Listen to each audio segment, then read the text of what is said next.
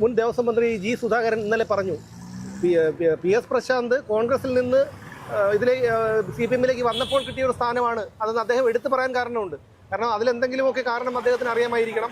അത് തുറന്നു പറയാൻ അദ്ദേഹത്തിന് പരിമിതികളുണ്ട് ജി സുധാകരനെ സംബന്ധിച്ചിടത്തോളം. അല്ല, അത് വളരെ ക്ലിയറാണ്. അയാൾ പറയുന്നതിലും വളരെ ക്ലിയറാണ്. മനസ്സിലായി. അപ്പം ഇയാളുടെ അനധികൃത സ്വത്ത് സമ്പാദനം ഇതൊക്കെ തന്നെ കാണിക്കുന്നത് വലിയ തോതിലുള്ള കൊള്ള ഇതിനകത്ത് നടന്നിട്ടുണ്ട്. വലിയ തോതിലുള്ള കൊള്ള മുതലുകൾ ഇതിനകത്ത് സൃഷ്ടിക്കപ്പെട്ടിട്ടുണ്ട്.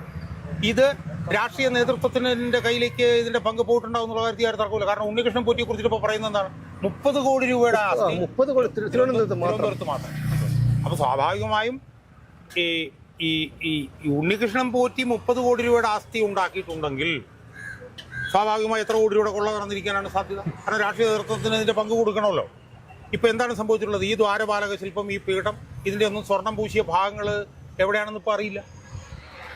ഇയാൾ കൊണ്ട് കൊടുത്ത ചെമ്പാണ് ഇപ്പൊ സ്വർണം. അപ്പോഴും ആശങ്കയുണ്ട്. കാരണം ഈ കേസ് ഇതിന്റെ അന്വേഷണം ക്രൈംബ്രാഞ്ചിനാണ് വിട്ടിരിക്കുന്നത്. ക്രൈംബ്രാഞ്ച് ആരാണ് കൈകാര്യം ചെയ്യുന്നത്? സർക്കാരാണ്. കോടതി ഇത് ഏറ്റെടുത്ത് കോടതിയുടെ നേതൃത്വത്തിൽ കോടതി തീരുമാനിക്കുന്ന ഒരു അന്വേഷണ സംഘം കോടതിയുടെ മേൽനോട്ടത്തിൽ ഇതിനെക്കുറിച്ചിട്ടുള്ള അന്വേഷിച്ചിട്ടില്ലെങ്കിൽ ഒന്നുമേ ഇതിനകത്ത് സംഭവിക്കാൻ പോകുന്നത് മാത്രമല്ല ഈ കൊള്ള വീണ്ടും അനുസ്യൂതം തുടർന്നു വരാനുള്ള സാധ്യതയായിരിക്കും ഉണ്ടാകുന്നത്.